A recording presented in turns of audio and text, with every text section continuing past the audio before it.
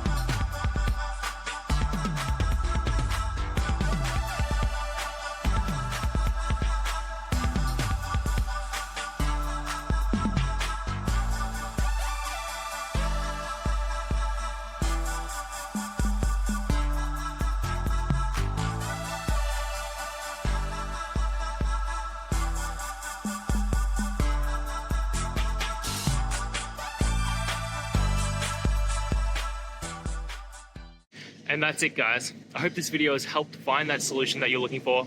And if it did, please hit the subscribe button. I'd really appreciate it. Now, until the next time that you need technical help, I hope you have a good one.